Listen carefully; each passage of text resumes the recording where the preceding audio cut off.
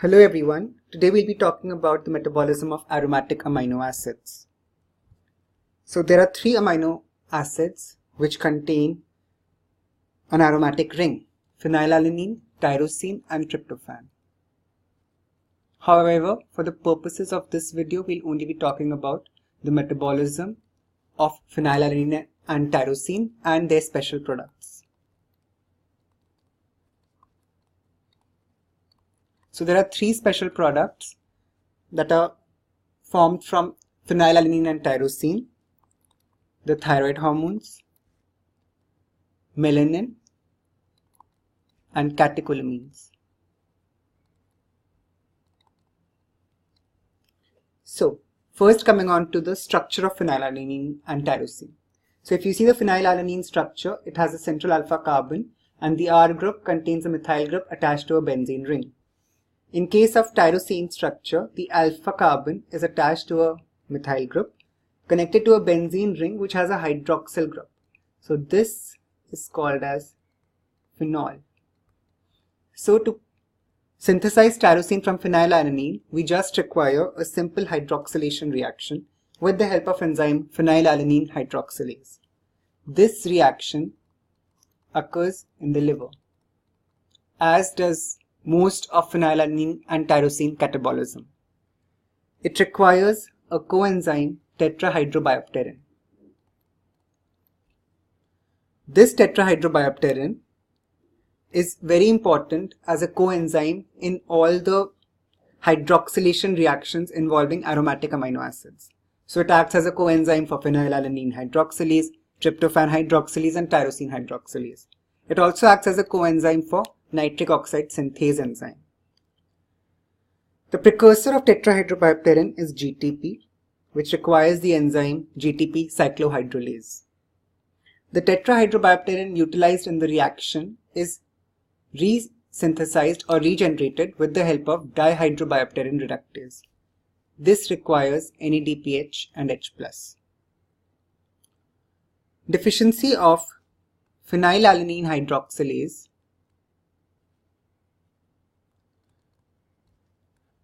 causes a disease called phenylketonuria.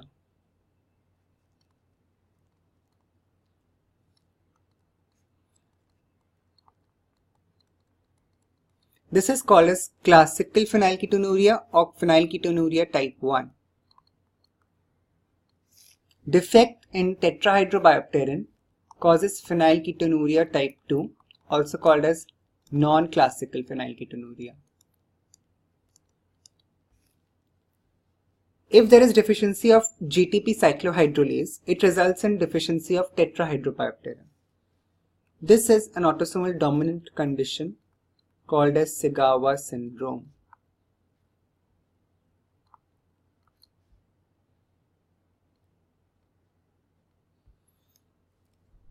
Now coming on to the catabolism of phenylalanine and tyrosine. The first step is formation of tyrosine from phenylalanine with the help of phenylalanine hydroxylase, which requires tetrahydrobiopterin. This tyrosine then undergoes a transamination reaction to form a keto acid, para-hydroxyphenylpyruvate.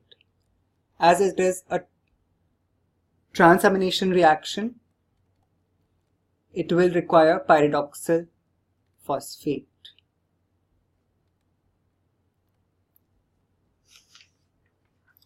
Para-hydroxyphenylpyruvate is the keto acid formed and is converted to homogentisic acid with the help of para-hydroxyphenylpyruvate hydroxylase. This requires vitamin C, and in addition to hydroxylation, it also helps in oxidative decarboxylation. It is a copper containing enzyme, and deficiency of this enzyme causes tyrosinemia type 3, which can result in neonatal tyrosinemia or Hawkinsinuria. Hawkinsinuria is usually seen in adults, which is an autosomal dominant condition, resulting in swimming pool odor from the urine. Homogentic acid is then converted to homogenticate oxidase, is then converted to 4-mallyl acetoacetate with the help of homogenticate oxidase, which is an iron-containing enzyme. This homogenticate oxidase, if deficient, causes alkaptonuria, which is a relatively asymptomatic condition and is usually seen at 3rd to 4th decades of life. In this, the urine turns dark on standing, and in later years, ochronosis can occur because of deposition of alkaptone bodies in the tissues. 4-mallyl acetoacetate is then converted to 4-fumaryl acetoacetate. So that reaction I'm writing on the bottom right. 4-mallyl acetoacetate undergoes isomerization with the help of isomerase enzyme to form 4-fumaryl acetoacetate. This 4-fumaryl acetoacetate is acted upon by a hydrolase enzyme, fumaryl acetoacetate hydrolase, which degrades it to release fumarate and acetoacetate. This acetoacetate takes part in fat synthesis, whereas fumarate can take part in the TCA cycle, or it can take part in gluconeogenesis. Deficiency of this enzyme causes tyrosinemia type 1, which can affect the liver, kidney and nerves, and also result in cabbage-like odor from the urine because of increased succinyl acetone. Tyrosinemia type 2 deficiency occurs because of tyrosine aminotransferase deficiency, which can result in Palmer and plantar hyperkeratosis and intellectual disability. The two main diseases due to defect in this catabolic pathway, which occurs in the liver, are phenylketonuria and alkaptonuria. We will be talking about them in the next slide. Type 1 phenylketonuria develops due to phenylalanine hydroxylase deficiency, in which the affected infant is initially normal at birth but gradually can develop intellectual disability along with seizures and growth retardation. Also, since phenylalanine and tyrosine are responsible for melanin synthesis and the pathway of tyrosine synthesis is affected, melanin synthesis is also affected, resulting in light color of the skin of the affected child.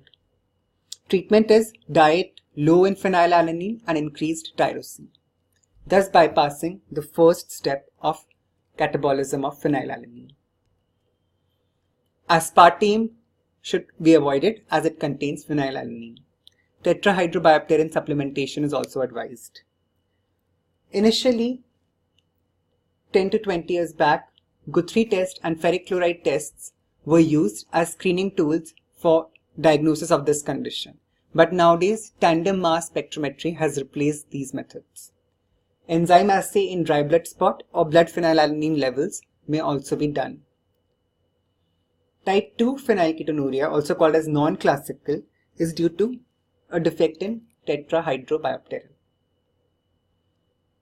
In phenylketonuria, as the first step of phenylalanine catabolism is affected, it is catabolized via alternate pathways, resulting in increased phenyl pyruvate, which undergoes decarboxylation to form increased phenyl acetate and increased phenyl lactate levels in the body. This phenyl acetate is then excreted in the urine, which results in the characteristic musty odor associated with phenylketonuria.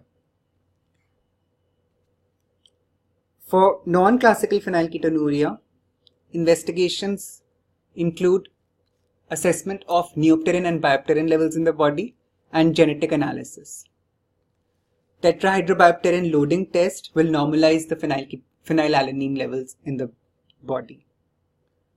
Segawa syndrome is an autosomal dominant condition which occurs because of GTP cyclohydrolase deficiency.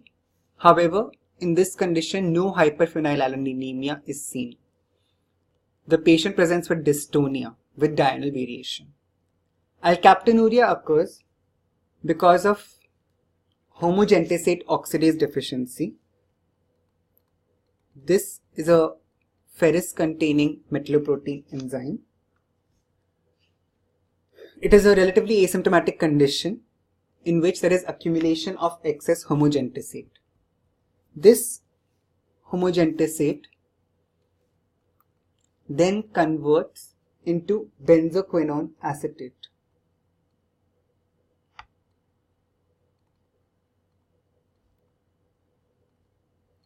which then forms alkapton.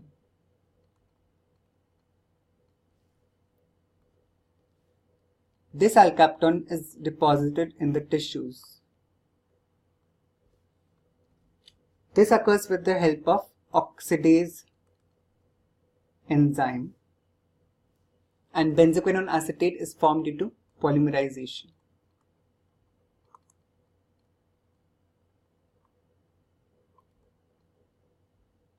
Of homogentisate.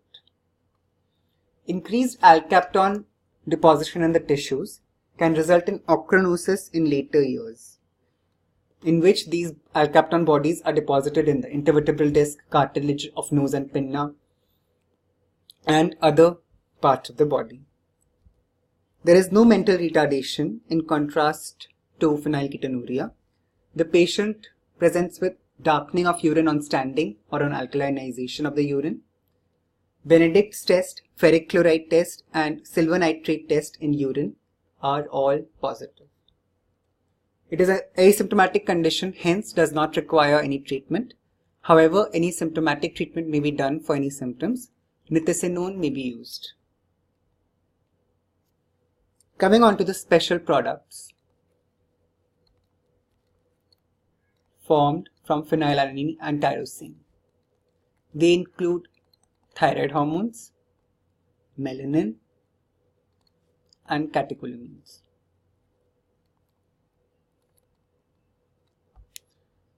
T3 and T4 synthesis will not be discussed here because it is part of thyroid hormone physiology and pharmacology. In this, we will only be talking about melanin and catecholamine synthesis from tyrosine. So first, coming on to melanin synthesis. Melanin synthesis occurs in the melanocytes, in the melanosome. Only one enzyme is required in this pathway, which is the tyrosinase enzyme.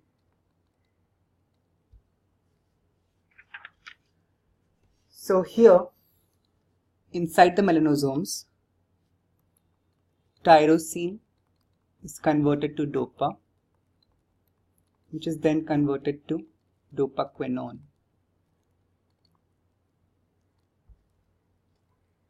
Both these reactions require tyrosinase, which is a hydroxylation reaction.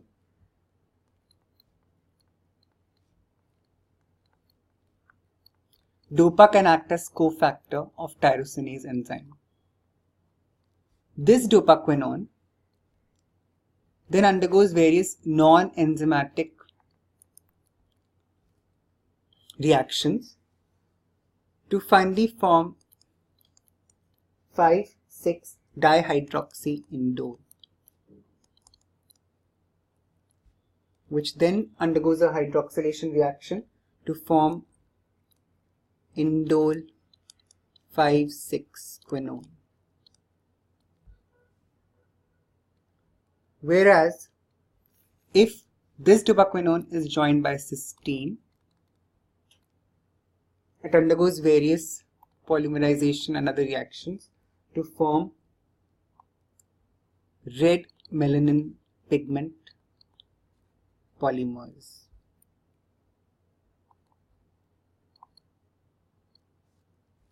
Here, dopaquinone undergoes non-enzymatic reactions to form the main intermediate 5,6-dihydroxyindole, which undergoes a hydroxylation reaction with the help of enzyme tyrosinase to form indole 5,6-quinone.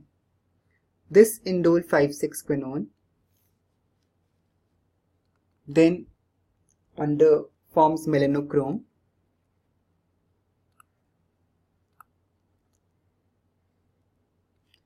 which then forms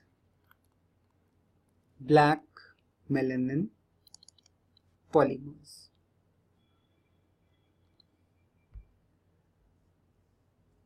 Okay. DOPA can act as a cofactor for tyrosinase enzyme. Deficiency of tyrosinase enzyme can result in albinism because of defect in the synthesis of melanin.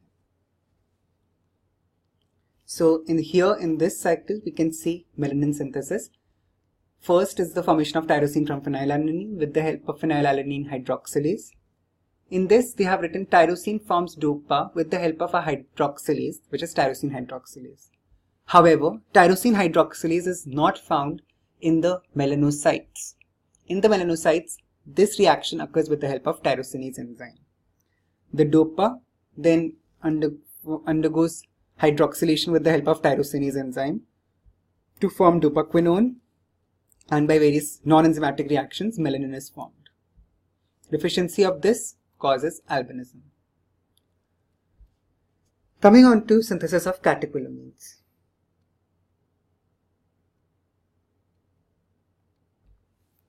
First and foremost is synthesis of tyrosine from phenylalanine with the help of phenylalanine hydroxylase, which requires tetrahydropypterin.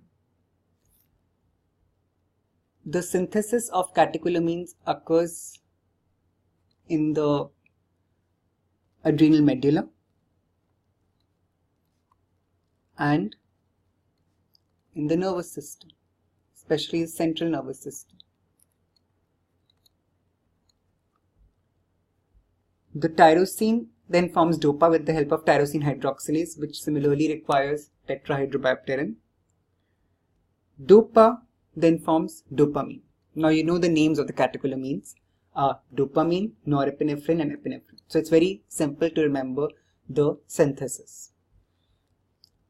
After DOPA formation, DOPA decarboxylase converts it to dopamine, which requires pyridoxal phosphate or B6. Dopamine then forms norepinephrine with the help of dopamine beta hydroxylase, which requires vitamin C. If you remember the catabolism of tyrosine, then vitamin C is also required in para-hydroxyphenylpyruvate hydroxylase enzyme function. So dopamine then forms norepinephrine. The only difference between norepinephrine and epinephrine is nor, which means no methyl group. So norepinephrine does not have a methyl group. This comes with the help of a transmethylation reaction, which requires S-adenosylmethionine.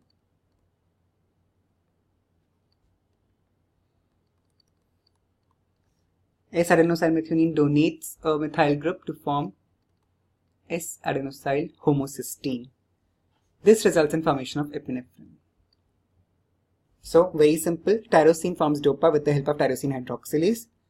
DOPA forms dopamine, which results in formation of norepinephrine and epinephrine. The only difference is that norepinephrine does not have any methyl group. This is given to epinephrine by SAM or S-adenosylmethionine to form epinephrine with the help of a transmethylation reaction. Dopamine is converted to norepinephrine with the help of dopamine beta hydroxylase, and this hydroxylation reaction requires vitamin C. Coming to the degradation of these catecholamines, this occurs with the help of COMT or catechol O-methyl transferase enzyme. This converts norepinephrine to form metanephrine and epinephrine to form metanephrine, which finally forms vanillyl mandelic acid. All of these are excreted in the urine. Dopamine forms homovanillic acid. So, if there is increased production of catecholamines in presence of a tumor called pheochromocytoma, that can be diagnosed by measuring the 24-hour urine catecholamines and metanephrines. This has highest sensitivity and specificity, which is over 95%. 24-hour urine vanillin mandelic acid also helps in diagnosis of this condition. It presents with perspiration, pallor, hypertension, headache and palpitation. These are the 5 P's which form the symptoms of pheochromocytoma. Treatment is by excision of the tumor. Albinism occurs because of deficiency of tyrosinase enzyme, causing an absence of the pigment in skin, hair and eyes. So that's it about the catabolism and special products of tyrosine and phenylalanine. Thanks for watching, and if you liked this video and would like to see more videos like this one, please subscribe.